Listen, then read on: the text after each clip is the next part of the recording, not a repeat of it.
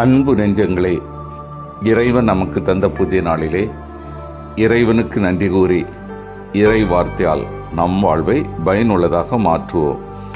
இறைவன் நம் அனைவரை நிறைவாக ஆசீர்வதித்து பாதுகாத்து வழிநடத்துவாராக. இன்றைய நற்செய்தி வாசு சிந்தனை, இயேசுவே உண்மையான திராட்சை செடி. யோவான் நற்செய்தி நூல் பிரிவு 15, இறை சொற்றொடர்கள் 1 முதல் 8 முடிய. இதன் விளக்கம் அறிவோம்.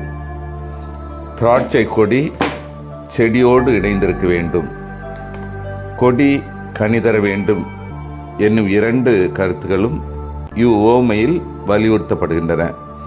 எனினும் கனி தருவதே இன்றியமையாதது. கனி கொடாத கொடிகள் அனைத்தும் வெட்டி எறியப்படும். அவை கூட்டி சேர்க்கப்பட்டு நெருப்பிலிட்டு எரிக்கப்படும். கொடி கனி தருவதற்கு செடியோடு இணைந்திருத்தல் இன்றியமையாதது. கொடி செடியோடு இணைந்திருந்தாலன்றி தானாக கனி தர இயலாது. இவ்வாறு கனி தருதல், இணைந்திருத்தல் ஆகிய 2மே முக்கியமானவை. எனினும் கனி தருவதே முதன்மையானது. கனி தருவதற்காகவே செடி நட்டு வளர்க்கப்பட்டது.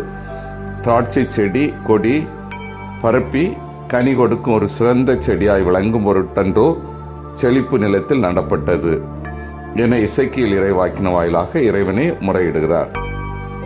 ஆகவே கொடியின் குறிக்கோள் செடியோடு இருப்பதல்ல, கனி கொடுத்தலே. கனி கொடுப்பதற்கு கொடி செடியோடு இருந்தாக வேண்டும்.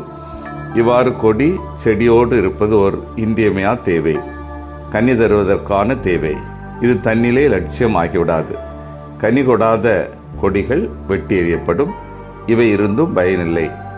கனி கொடாத கொடிகளை வெட்டி எறிவதே செடிக்கும் நல்லது. அன்பார்ந்தவர்களே, இன்று கிறிஸ்தவ செயல்பாட்டை முதன்மைப்படுத்தாது கிறிஸ்தவராய் பெயரளவில் இருப்பதை சிலர் மனநிறைவு அடைகின்றனர்.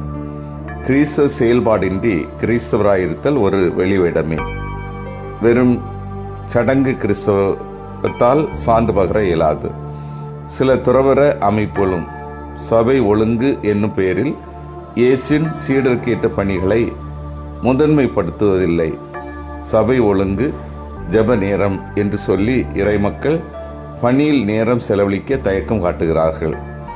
பகலெல்லாம் மக்கள் பணியாற்றிவிட்டு இரவு பொழுதை ஜெபத்தில் செலவழித்த இயேசுவின் முன்மாதிரி அனைவருக்கும் ஒரு தூண்டுதலாய் அமைய வேண்டும். திராட்சை செடி ஓமை நமக்கு தரும் செய்தி, கிறிஸ்தவராய், துறவியராய், அருட்பணியாளராய் பேரளவில் மட்டும் இருப்பதில் சிறப்பில்லை. அவர்கள் தம் பேருக்கேற்ற பணியாற்ற வேண்டும். தம் அழைப்புக்கேற்ற முறையில் செயல்பட வேண்டும். செயல்படுவோரே சீடர். சிந்தித்து தியானித்து செயல்படுவோம். இயேசுவோடு இணைந்து நான் வாழ்கின்றேனா? பிறருக்கு கனி தருகின்றவராக நான் திகழ்கின்றேனா?